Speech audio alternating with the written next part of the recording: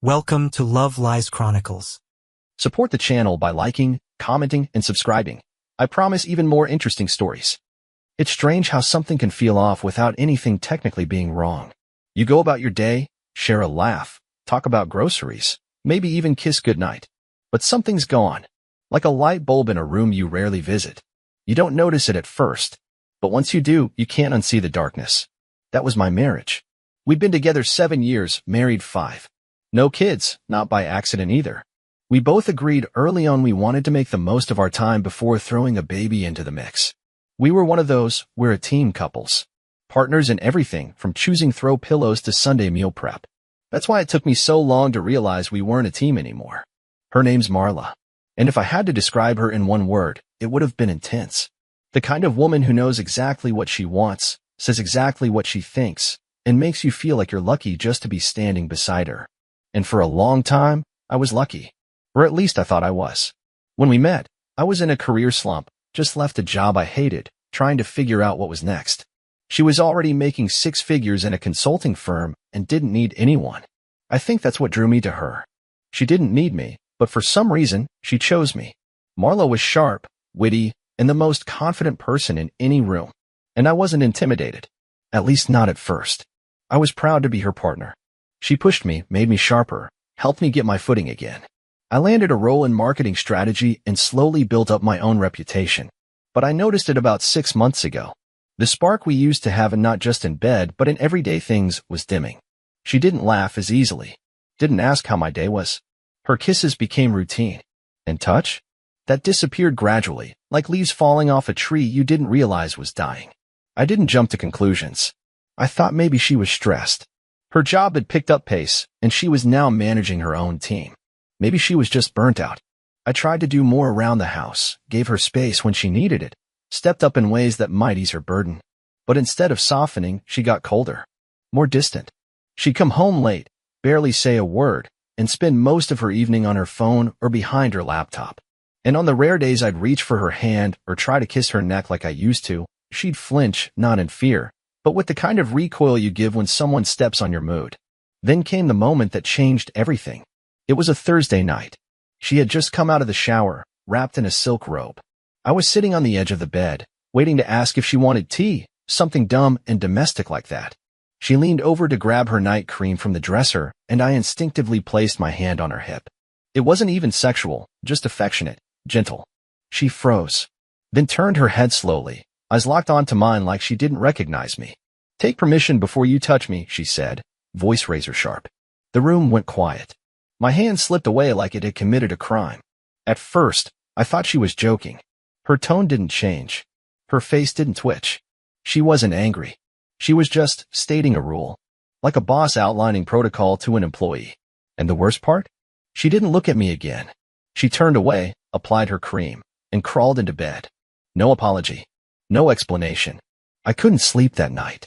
I stared at the ceiling while she scrolled through her phone, laughter occasionally slipping from her lips at whatever she was reading or texting. Not once did she glance at me.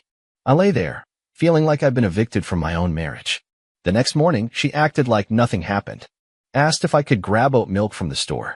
Told me to be careful on the roads, pecked my cheek, and left for work. I sat at the kitchen table with my coffee, the steam fogging up my glasses, and thought, did she even notice how she spoke to me last night? And then I realized she did. Of course, she did. Marla was always calculated. Every word, every move intentional. That line wasn't an accident. It was a message, not just about physical touch, but about control. And she wanted me to know who held the reins now. That was the moment I stopped making excuses for her. That was the first crack in the dam. And once it started to leak, there was no stopping the flood. I started paying attention after that night. It wasn't just about the permission line anymore. It was everything.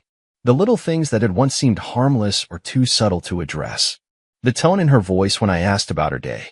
The way she rolled her eyes when I talked about mine. She didn't say anything cruel, not outright. But it was in her body language. Her posture. Like she was always 2 inches away from being completely done with me. I tried to brush it off. Told myself I was being too sensitive. We all go through phases, right? Maybe we just slipped into one. But then the patterns started to repeat. One night, she walked in from work late. She was wearing lipstick, bold, deep red. the kind she usually reserved for date nights or formal events. Her perfume was heavier than usual, that sharp floral scent she only wore when she wanted to leave a trail behind. I looked up from the couch. Long day. She blinked, like she'd just noticed I was still there. You're still up? That was all. No answer to my question. No hey, no smile.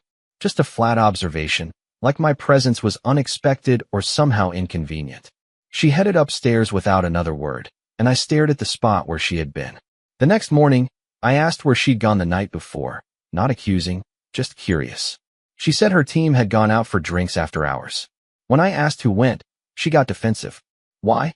You keeping tabs now? I told her I wasn't. I just thought we used to share things. She snorted. We used to do a lot of things, she said under her breath. And that was that.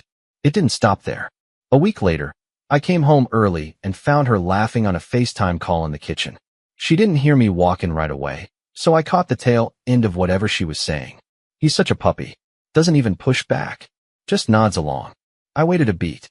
When she turned and saw me, she barely flinched. It's just work gossip, she said, ending the call. A puppy. I didn't ask who she was talking about. I didn't want to give her the satisfaction of knowing I cared that much. But something shifted in me that day. I stopped trying. Stopped reaching out. Stopped initiating affection or conversations beyond what was necessary. If she wanted to live like we were roommates with a shared mailbox, fine. I could play that game too. But even when I pulled back, she didn't soften. If anything, she doubled down. She started talking about her male coworkers more often, how sharp one was, how funny another one could be. She'd make these throwaway comments about how some people knew how to dress professionally, or how some men had the kind of ambition that made them magnetic. I knew what she was doing. It was bait, and I refused to bite. Then came the Sunday dinner with her friend Chelsea. Chelsea had always been decent to me, at least on the surface.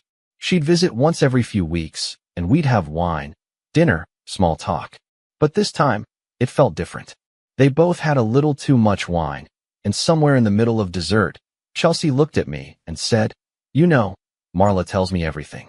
You're a lucky man. Not every woman would stick around as long as she has." I gave her a polite smile. Well, I think we've both made compromises. Chelsea tilted her head. Have you? Marla laughed. Don't start, she said, but her eyes were locked on mine, challenging me, daring me to say something back. That night, after Chelsea left, Marla stood by the window and lit a cigarette. She only smoked when she was tipsy or angry, or both. You're awful quiet lately, she said, blowing smoke toward the open pane. I shrugged. You're not exactly overflowing with conversation either. She turned to face me, her expression unreadable. Is that your way of blaming me? For your own emotional constipation? I didn't answer. What was there to say? She smiled. That cruel kind of smile you give someone when you know you've already won. Then she walked upstairs without looking back. Something inside me clicked shut that night. I wasn't angry. Not really. I'd passed anger weeks ago. What I felt now was something else. Calm. Cold, quiet clarity. Like waking up underwater and realizing you don't need to swim to the surface anymore. You just let go. I didn't know the details yet. But I knew. There was something more going on. This wasn't just a woman going through stress. This wasn't a communication breakdown or a midlife lull. This was intentional. Targeted. Marla was playing games. And I was done playing along. I didn't go looking for evidence. I want to be clear about that. I wasn't the guy snooping through texts or installing spyware or tailing her car. I didn't want to be that guy. But sometimes, life doesn't give you the luxury of ignorance. Sometimes, the truth just walks through your front door, dripping all over your clean floor, daring you not to look down. It happened on a random Tuesday. I had a meeting rescheduled, so I came home around 2 in the afternoon. The house was quiet. Marla was supposed to be working from home, but her car wasn't in the driveway. I figured she'd gone out for coffee or a walk or whatever. I didn't think much of it. Until her iPad pinged. It was sitting on the kitchen counter, screen still lit. A message had popped up on the lock screen from someone named Ray, work. You looked incredible in that black dress today. Couldn't stop thinking about last night. Let me know when he's out of the house again. I stood there staring at it. Not breathing. Not blinking. The words swam in front of my eyes like I wasn't supposed to see them. I didn't unlock the iPad. I didn't need to. I already knew. The black dress. The perfume. The power games. The condescension. It all snapped into focus like a puzzle I hadn't realized I'd been assembling. She was cheating on me. But that wasn't the worst part. The worst part came the next evening, when I told my coworker, Eric, about what I saw. Eric's wife, Jody, was in HR at Marla's firm. I hadn't connected those dots before, but when he offered to ask Jody casually if anyone named Ray worked with Marla, I said sure. Later that night, he texted me, "You're not going to like this. Jody says Ray isn't from her department. He's from another branch, but he's come up in gossip before. He's apparently seeing someone at work who's married. Some people think it's Marla." I stared at that message for what felt like an hour. That's when the second blow landed. A few days later, I got a LinkedIn message from a name I didn't recognize, Emily Summers. She introduced herself as a junior analyst at Marla's company, said she was reaching out because she didn't know who else to talk to. Her message was short. "I don't know if you're still with Marla, but I overheard something during lunch last week that's been bothering me. I don't want to stir drama, but she and someone named Ray were joking about how he doesn't even suspect a thing and how puppy husbands are the safest bet. If I'm wrong, I sincerely apologize for the intrusion." I didn't reply right away. I couldn't. That word again, puppy. She said it in our kitchen. Her coworker repeated it behind my back. And now some random stranger was echoing it like it was an inside joke passed around while I was busy trying to be a decent husband. This wasn't just a betrayal. It was entertainment. I don't know how long I stood there, but something inside me cracked open. Not like a bottle or a window. No, this was quieter. Like a lock that finally slid free after months of pressure. I sat down, opened my laptop, and pulled up our shared finances. Credit card statements, bank activity. She hadn't been clever. I found dinner charges at a boutique steakhouse we'd never visited together. 2 tickets to an art gallery. A hotel bar tab 2 weeks ago when she said she was working late. I didn't print anything. Didn't take screenshots.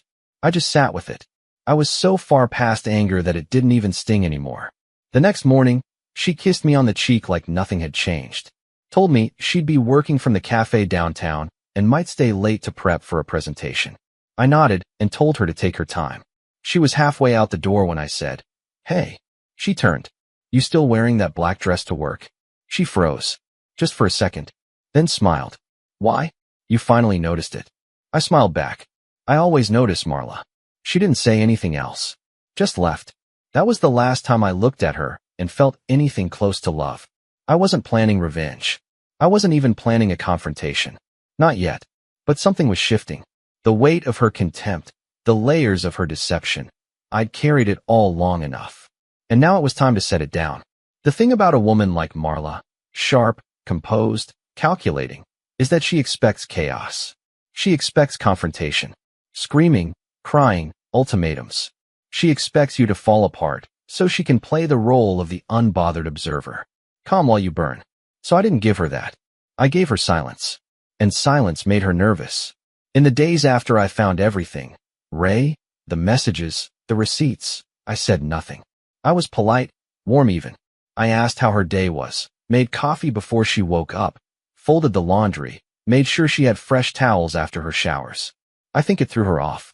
One night she narrowed her eyes at me over dinner and said, "You've been weirdly sweet lately." I smiled and said, "Just feeling grateful." She blinked. "For what?" "For clarity," I said. She stared for a second longer, then laughed like it was a joke. But I could see it in her eyes. Something wasn't sitting right with her anymore. She was used to control, and I'd quietly taken it back. The first thing I did was open a separate checking account. Nothing flashy, just a standard personal account under my name at a different bank. I moved a portion of our joint savings into it every couple days. Not enough to raise alarms, but enough to build a landing pad for myself. I also called an attorney, not to file, not yet, just to talk, lay out the situation. She was sharp, understood the nuance of emotional manipulation and strategic betrayal. She told me exactly what I'd need: documentation of infidelity, financial activity, and evidence of emotional volatility if it ever came to court. Even better, she had experience dealing with high-powered professionals who assumed the law bent for them. Perfect. After that, I contacted IT at my job. Asked them how to extract message data from a deactivated iCloud account for a security briefing. They sent me a guide. I used it to create an archive of everything that had synced through her devices over the past year. Emails, notes, voice memos, calendar invites, iMessages. The trail was clearer than I imagined. Turns out Ray wasn't the only one. There had been another guy before him, someone from a conference in Chicago she attended last fall. And a couple months ago, she'd even created a private folder in her notes app titled Reframe. Inside, journal-style entries about how she deserved more passion, more stimulation. One line stuck with me. He's kind, safe, but predictable. He doesn't challenge me anymore. Doesn't intimidate me. Maybe I need that to feel alive. No rage. No tears. I just sat with it. It confirmed something I hadn't let myself admit until then. She didn't just cheat. She pitted me. Believed she was entitled to more than what I gave her. I made copies of everything and backed them up in encrypted folders on 2 separate drives, one at my office, one mailed to my brother across the state. Just in case. The next move was even simpler. I stopped engaging. I didn't initiate conversation unless it was necessary. Didn't ask questions. Didn't pry. And the less I reacted, the more she began to provoke. That's how I knew I'd gotten under her skin. One night, she walked into the living room wearing that same silk robe from the night she snapped at me. She stood there a beat too long. I looked up from my laptop. Everything okay? I miss when we used to touch, she said, voice soft. I nodded. Then maybe you shouldn't have demanded permission like I was a stranger. Her jaw tensed. It was one moment. I closed my laptop. No, Marla. That was a declaration. I just finally heard it. She didn't reply. She just walked away. I didn't follow. She tried to be sweeter after that, offering to cook dinner, asking if I wanted to join her for drinks on the patio. I declined every time. Politely. Not because I wanted to punish her. I just didn't want anything from her anymore.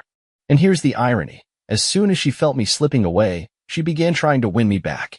It was almost pathetic. Like a queen who realizes too late the kingdom doesn't kneel anymore. She didn't know it yet, but the trap was already set. I'd gathered everything. Prepped my exits. Knew exactly what to say to her boss, who, thanks to Emily's LinkedIn message, I knew wasn't exactly thrilled about workplace romances under his roof. All I had to do now was wait for the right moment. And that moment came faster than I expected. It happened on a Saturday. The sun was out. Birds chirping. One of those annoyingly beautiful days that doesn't match the mood sitting heavy in your chest. I had already set everything in motion earlier that week, emailed the lawyer, prepped the documents, made sure the financial accounts were secure. I wasn't wondering if anymore. Just when. And then she gave me the opening. We were in the kitchen, halfway through coffee. I was reading something on my phone when she walked over and reached for the sugar jar. Her robe brushed against my arm, soft, familiar. I instinctively reached out, just lightly touched her waist as I stepped aside to give her room. That's when she said it again. Take permission before you touch me, she muttered, not even looking up. Not loud. Not angry. Just dismissive. And that was it. I set my mug down. Slowly. Carefully.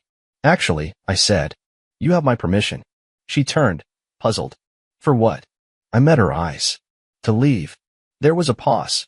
She blinked, processing. What are you talking about? I mean it, I said, voice steady. You're free to go. You've been free for a while now. I just figured it was time I said it out loud. Her face shifted, confusion turning to cautious curiosity. Are you seriously playing this passive-aggressive game now? Because I asked you to respect my boundaries. I smiled. No, Marla. This isn't passive. And it's not a game. This is me letting go. Because I've read your texts. I've seen the notes. Ray. The other guy from Chicago. The black dress. The jokes at lunch. The pity party you wrote about how I'm safe but unchallenging. All of it. Her lips parted, but no sound came. I didn't raise my voice. I didn't lean forward. I just stood there and watched every ounce of that arrogant detachment melt from her face. You went through my stuff? I nodded. I didn't have to look very hard. You left your mess everywhere. Those were private. Of course they were. So was my trust. She took a step back. You don't understand. It wasn't like that. Ray was just. I don't care who Ray is. I was confused. No, I said. You were cruel. That shut her up. I reached into the drawer by the fridge and pulled out the envelope. Clean. Crisp. Her name printed on top. Here, I said. Consider this official. She took it with shaking fingers, like she already knew. I filed. Everything's documented. The lawyer has copies. You don't need to move out today, but I expect you gone by the end of the week. Her eyes glistened. Wait, just like that? After everything we've been through? You mean everything I went through? I said. She was trying to hold it together. I could see her lip tremble, her fingers tighten around the edge of the envelope. You can't seriously think this is the right way to end things, right? I said. No, but it's honest. She laughed bitterly. So what, you're just done? You don't even want to hear me out. No, I said. I heard enough when you looked me in the eye and told me I needed permission to show affection in my own home. When you bragged about me like I was a safety net to your friends. When you laughed at how easy I made it. She opened her mouth again, but nothing came out. So I kept going. I don't want an apology. I don't want excuses. I don't want closure. I want peace. And now, I'm finally taking it. I walked past her then. Calm. Final. I didn't look back. She stood there, clutching the divorce envelope like it might burn her fingers. For once, Marla, flawless, composed, always 2 steps ahead, had nothing to say. Later that night, I sent a respectful email to her employer. No drama, just a summary of what I knew. Inappropriate conduct between 2 employees, compromising internal policy. Attached were screenshots. By the end of the following week, she was gone from the house. 2 weeks later, gone from the company.